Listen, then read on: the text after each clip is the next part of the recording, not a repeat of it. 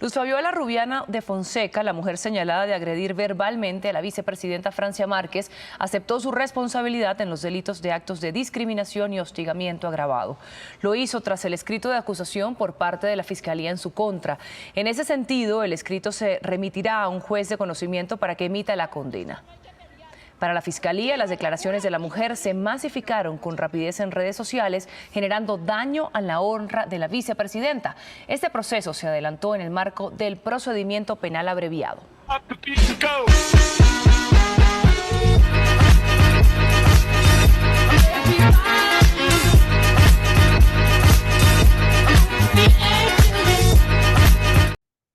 Hello, everybody. Welcome to Tell Us with Tutti, and this is me, Tutti Baron, and with my amazing co-host Kevin Manfrey. Hi, Kev. How are you? I'm great. How are you? I'm doing fantastic, Kev. Just trying to enjoy the weather, definitely for sure. It's been much better. No rain. What have you been doing, Kev? No rain. Thank God. I'm sick and tired of the rain. I'm rained out. Well, how about you? What have you been up to?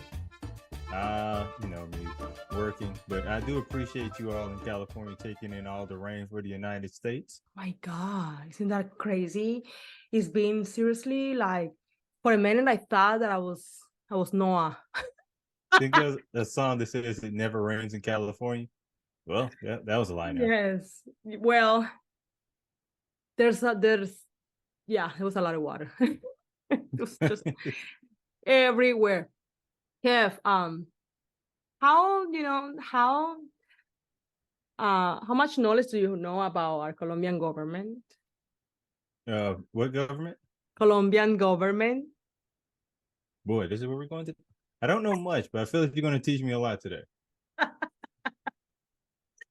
I am feeling very political today, Kev. I am very opinionated. And as most political people are. I wasn't as political before, I swear, because I never was interested in politics in general. I don't know why. It wasn't something that, because I guess it wasn't as bad as it is now worldwide, so it wasn't like point for me to get involved. But now with all the mayhem that is going on all over the place, it's just urged me to get myself more educated and more in tune with what's happening global wide. So let me throw another wrench in that, because I mean, yes, it's they say like that political TV shows aren't as popular because real politics are as wild as the TV shows would be. There's also like do you think it's also like, because there's a lot of voters are usually a lot older than younger. So as you kind of grow in age, you start looking into that type of stuff more. Yeah. And I had to tell a friend that either you're looking into politics or politics is looking into you. 100%. One way or the other, you're in it. Regardless, you're getting affected either way, you know what I mean, about what's going on. But there's something particular in my country that I would love to bring light to. Go ahead. And it's something that is being, the constant stigma and oppression on Afro-descendants worldwide is something that have intensely touched Colombian politics lately. Last year, there was a manifestation, so people were, going out and complaining in the streets or whatever, and there was a manifestation outside the Congress building. In this manifestation, let me just say proudly, before I even continue with the story, let me just say proudly that Colombia, for the first time ever, has the first Black woman as vice president of our country. I find that interesting because you have both your home countries have a Black woman vice president. Yes! Isn't that amazing? What a time to be alive. Boom, I haven't even thought about that. Yes, you're right. here we have Kamala Harris, and over there we have Francia Marquez. And I really love Francia. Let me tell you why I love her, our Colombian vice president, because she's a woman that not only is the first Black Afro-descendant woman, she's very dark, you know, her hair is very textured, and she have the faction of the true Afro-descendant woman. You know what I mean? It's just, it's very rich, and I love that. And starting from that. Second of all, it's a woman that comes from very humble beginnings. She doesn't have a name. She doesn't come from a wealthy family. She was a single mother. She just, like last year, finished her education, her college education.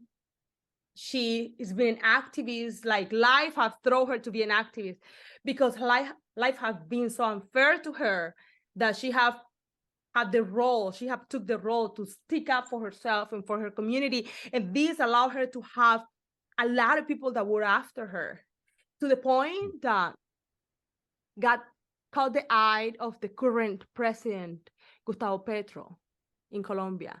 And he asked her to be on board in his campaign. And thanks to her, she reached like 1 million votes or something like that on her own. And because she have a lot of people behind her. Now, let me ask you this. I don't know if you kind of kept up with that campaign at all, but when it was kind of announced that she was his running mate, was it like a controversial? Was it kind of controversial? Very controversial. Very controversial. And a lot of controversy from, of course, you know, white elites, Colombians, from people that have for the same family that have always control politics. You know, they couldn't fathom the fact that a nobody, like they call her, a nobody, una negra de nadie, you know, have reached such a, you know, high power in the government. So it's amazing. And it just kind of like makes me think about that, you know, instead of people feeling so proud of a woman, a single mother from humble beginnings, no money, you know, just make it like truly just by passion, you know, and hard work, instead of being proud of that. Like, those type of stories makes me so proud. And I'm so sorry. I'm sorry. You know, I don't want to attack people that come from wealth or are raised in what I call, you know, a gold bassinet, because yes, you are, I mean, it's not your fault that you are come from wealth, but you know what is your fault? And that's why I always shame the fact that you haven't used your power to seek more beyond your noses. That is what I always will. More beyond your noses. Elaborate on that.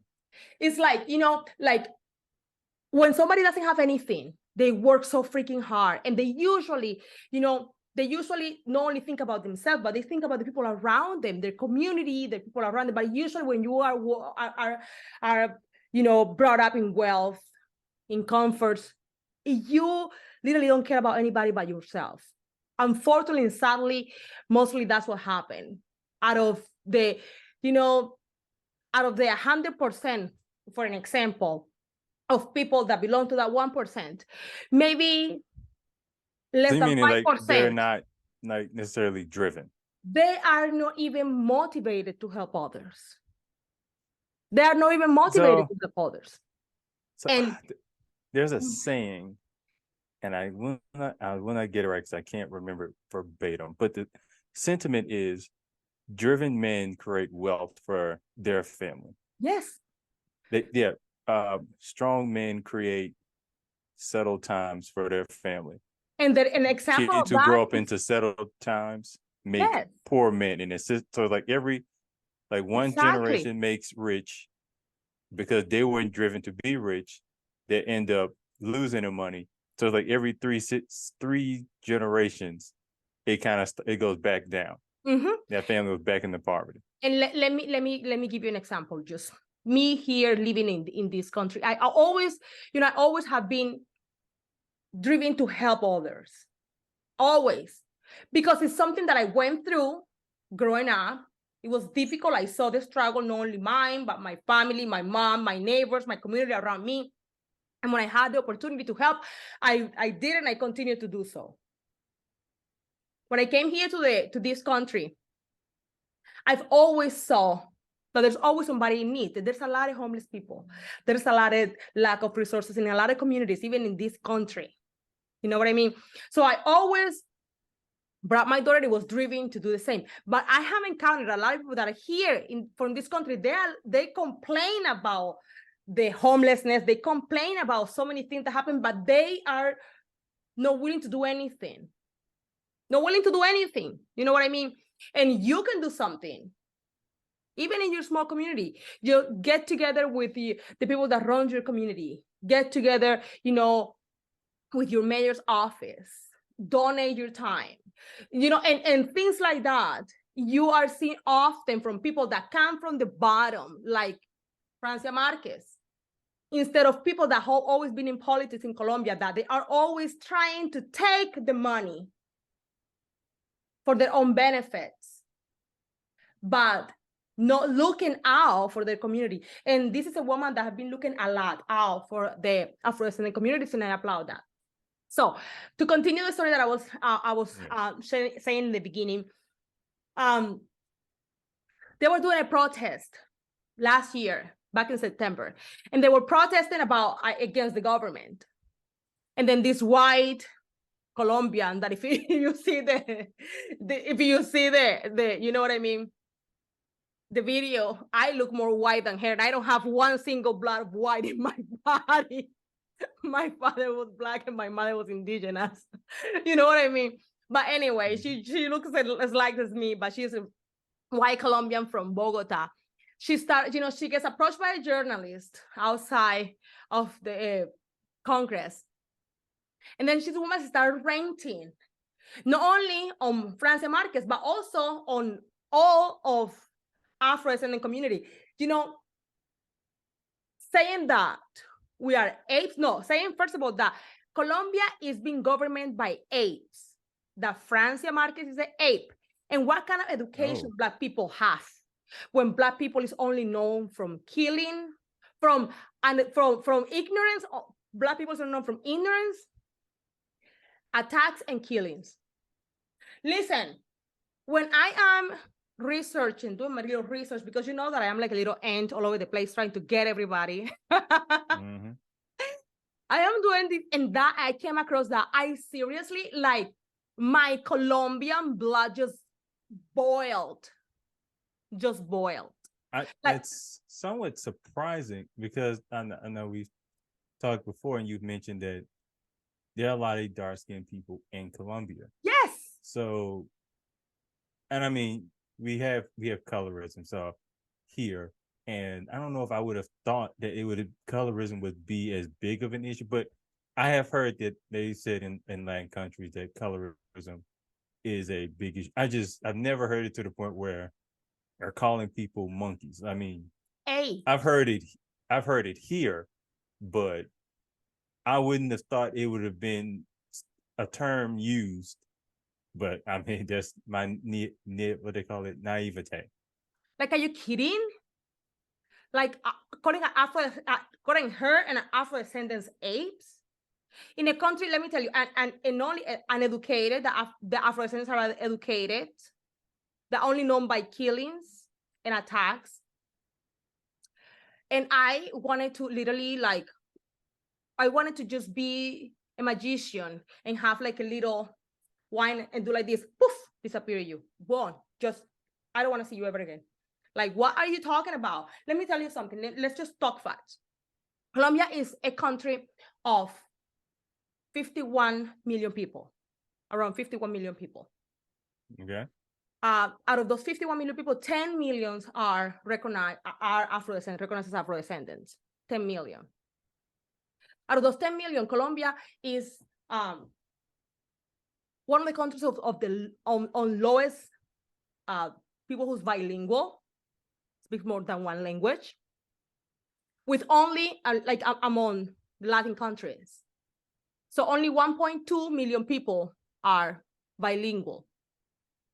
So when we're talking about being educated or uneducated, guess where that 1.2 million people that is bilingual are located?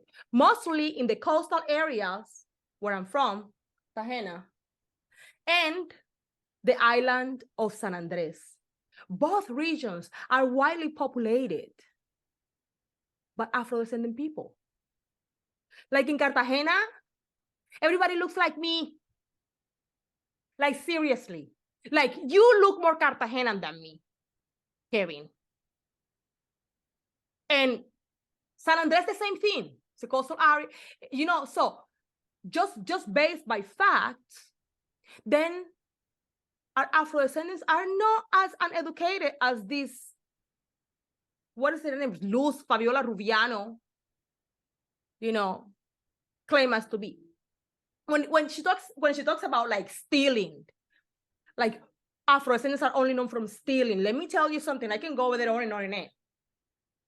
I can tell you names and names and names of politicians and hierarchy, you know, directors of big companies over there and high-ranking governmental institutions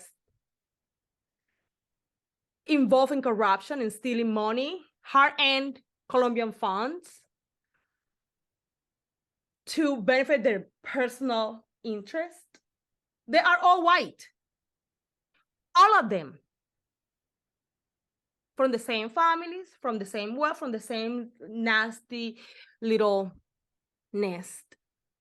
And if we were talking about violence, because she also claimed, this uneducated, ignorant woman also claimed that Afro-Colombians are only known from education, from being ignorant, which are just proven that's not the case, from being stealing, that is public record.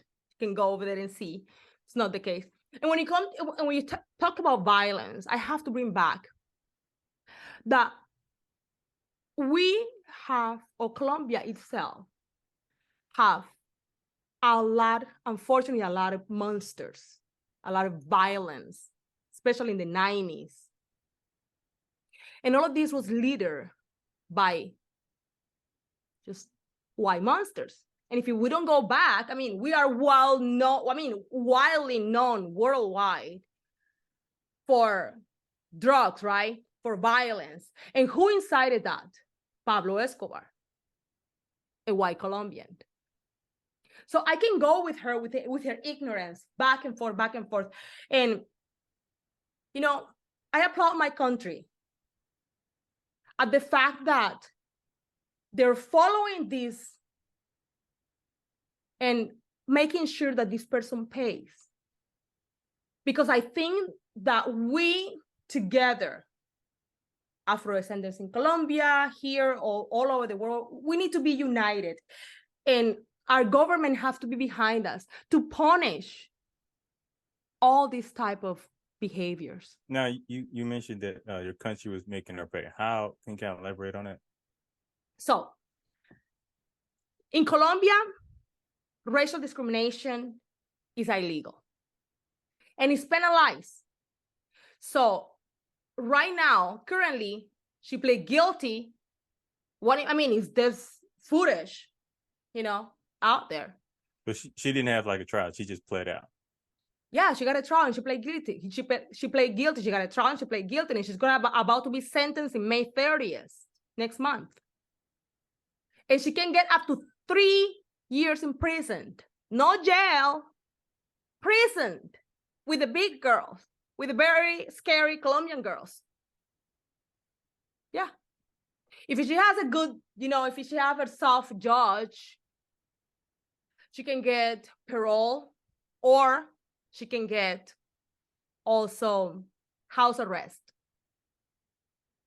But I'm assuming that the attack was so disgusting and unprovoked and just monstrous towards our vice president, and she has, good lawyers. I just hope that they can make an example out of her and actually make her pay for the 3 years in prison. So, she's a got good lawyers and everything. So what do you think are the chances of her actually getting jail time or I prison? think that I think they're like on an 80%. Oh, I think that is on an 80%, yeah. now usually here that I mean, It's not tolerated. yeah. I mean, we say here is not tolerated, but I know. you're not going to jail. And you know what, Carla, it's something that is so crazy. That would be more shocking. I would love that. Can you imagine? Oh my God, I'd be so happy. I'd be coming. You see that? You know who I'm talking about. I freaking hate. But anyway, let me tell you. And you know what? Something that is just so, oh my God, it just really boils my blood. The fact that all of these white supremacist mentalities, or all these people with these white supremacist ideologies, is, just hide behind freedom of speech to insult and attack Afro-descendant people. Now, do they have like you mentioned freedom of speech? Is it like how it is here? Like, is it not have like a constitution in Colombia that reference free speech at all? I don't remember. I don't dare to even comment about it. Mm-hmm. But I can assure you that it's illegal for you to do racial remarks, because you Well, are kind of like, technically it's illegal here too. no, but... technically nothing over here. There's not, Yeah. anybody can come over here, and any idiot can come over here and tell you 2-3 things, and they don't care. And then even politicians do go there and wildly speak about all these inaccurate things and incentivize hatred and misinform people, literally politics here. And they don't get any, because they're freedom of speech, they don't get any punishment. No, I have this kind of theory. I think we not so ideal, like the main premise of freedom of speech is you can't be, well, I guess technically Colombia you wouldn't have freedom. No, because that would be considered hate speech, and hate speech isn't considered freedom of speech. But freedom of speech is considered you can't be imprisoned by what you say. And it's mainly so that you can criticize, you should be able to criticize a politician without going to jail for it. That's mainly the idea of it. But is that the way it's been run here? When I think people kind of use it as they hear freedom of speech and say, I can say whatever I want. And then when they say hate speech, and then like, why am I getting in trouble? I have freedom of speech. So I almost feel like here, if people have they don't really know what freedom of speech technically is. It's just, oh, I can say whatever I want. When it's like, no, it's just. And the thing is, like, over here, America doesn't have, you guys have all these rules and regulations, right? And you say, Ideally, yes. Ideally, right? But they are not being followed. They are not being followed. And even our politics over here, they don't lead by example. They don't. You have people in our government just spitting all this misinformation, this hatred, towards minorities. Nobody says anything. Oh, yes, it's bad. Oh, yes, let's go. You know what I mean? Let's go cancel them or whatever. And that cancel culture came as a result of that. Because since the government doesn't do anything about it, literally, these people are not being punished for that, like physically punished for it. So the cancel culture came, you know what? The only thing that we can do is like, I am not going to buy that. I am not going to listen to that. I am not going to. And that's how the whole cancel culture came across, as the urge of people to make the rights valuable, as a consequence of the attacks that have been done to minorities, to Jewish people, to Afro-descendants, to immigrants, to whoever, minorities. So that's how this cancel culture that they hate so freaking much came. But without that hatred and those attacks, we didn't have the cancel culture, right? Because that's the only thing that the regular citizen can do. Just close my ears and shut my wallet and not support this type of programs, or not support this type of music, or not support this particular artist, or not support that particular politician. Let me just cancel it. So do they have cancel culture in Colombia? I don't know if they have cancel culture. I'm assuming, this is something that it's been exposed now at this point worldwide. So I'm assuming they do have cancel culture. I don't know if you heard like maybe a Latin artist or an actor or even politician being canceled per se. I haven't lived over there in 17 years full time. So I cannot. There's nobody that like right now comes to my mind. But I can tell you the first person I canceled here in America. No, yeah. I don't feel like He wasn't the first one. He wasn't the first one. I never liked him, by the way. I never liked him. I found him very, attention seeking, very slutty, dirty, nasty. I found him very slutty. You said him or her? Him. You know what I'm talking about. Oh, okay. I find him very cheap. Like a really cheap, just nasty, abandoned, just smuggle. Just nasty. We're heading to a whole different direction. But no, he wasn't the first one that I actually canceled. And he was in politics. He came right after. But it was a singer, the first person that I ever canceled. And I said, you know what? I am not going to listen to this. And you're done. And I was a really, really good fan. I used to love him and listen to all of his stuff. Guess who? So this is someone you grew up on. I wouldn't say grew up because I'm way older than him. Like way older. Okay. Do you know which one I'm talking about? Not a clue, but it was a black singer here in America, Chris Brown. Oh, I thought you said towards R. Kelly, but oh my God, he came after. He is definitely canceled too. Jesus, after, yeah. So, but yes, Chris Brown was the first person. Even that was even before the cancel culture. Remember? And yeah, he was the first one that I'm like, I'm sorry, I can't do this. I have zero respect for you. For you to put hands on a woman, I am not gonna support this. Oh, I have another artist that I actually, and oh my God, where is he from? Ricardo Arjona. And I used to be like, oh my God, I used to listen to all his music.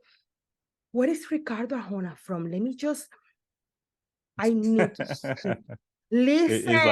It's like right at the tip of your tongue, but you can't get it out. Yeah, that type of stuff is very frustrating.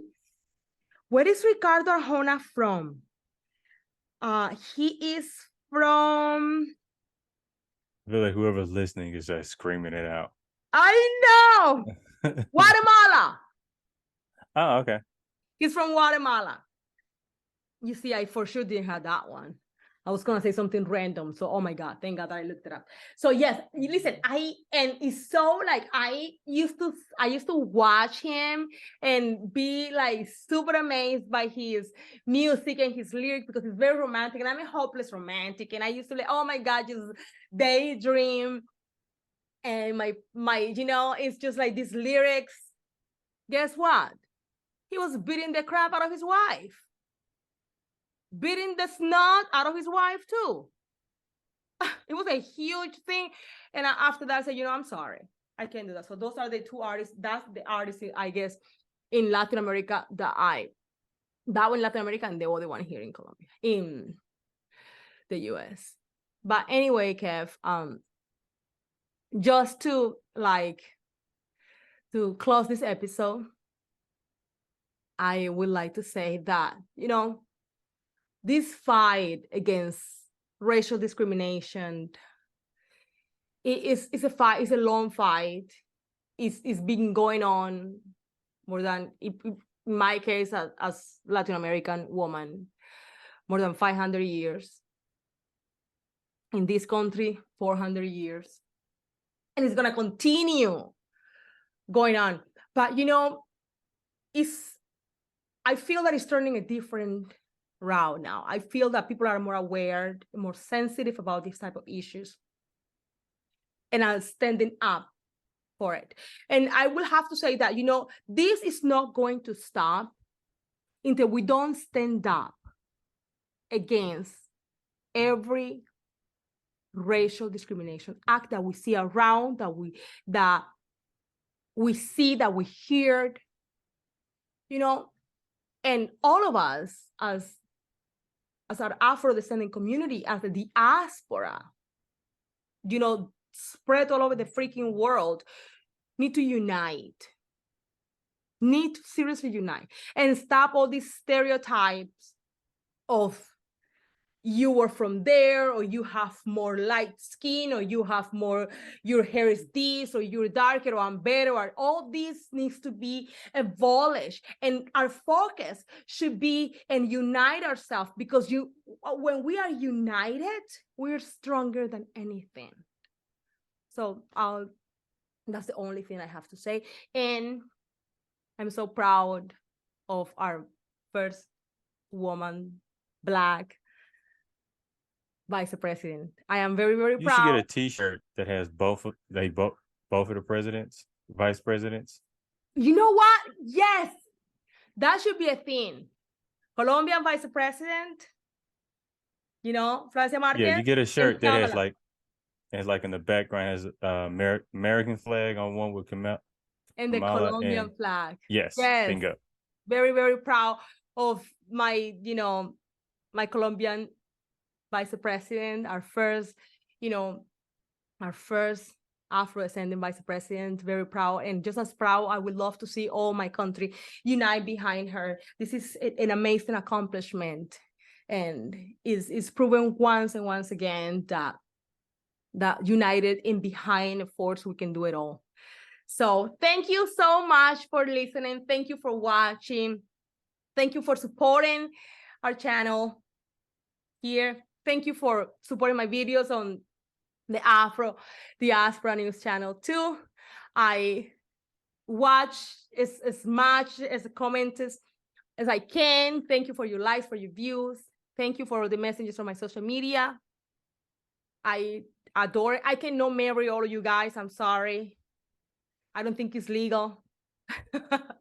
Thank you so much. Well, not in this country. No, in this country. But, and also be mindful that a lot of my DMs, you know, I am not the only one who listen to my DMs, to look at my DMs.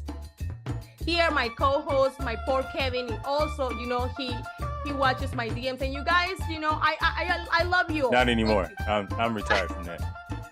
I'm done with that. I didn't need to see the things I saw. I didn't need to read the things I read. I love the support, but guys, come on. I cannot marry all of you. I love you. I really do. But now I gotta bathe just thinking about it. Chill with the DMs. Chill with the DMs, guys. Please. Thank you so much for the support. I love you all. And remember that you can watch us here in this channel, Tell Us with Tutti, in Instagram, TikTok, and Facebook at Tell Us with Tutti, and every single podcast available at Tell Us with Tutti. Thank you so much for watching, and I'll see you guys next time. Bye bye. Mujeres negras, hombres negros ocupando, sí, desafiando para ocupar el poder de este país. Es un acto de justicia racial, es un acto de justicia para con nuestros pueblos afrodescendientes, raizales, palenqueros, para con los pueblos indígenas, que como bien lo dijo el acuerdo de paz, históricamente hemos vivido el racismo estructural, la exclusión, pero también de manera desproporcional los efectos, sí, del conflicto armado.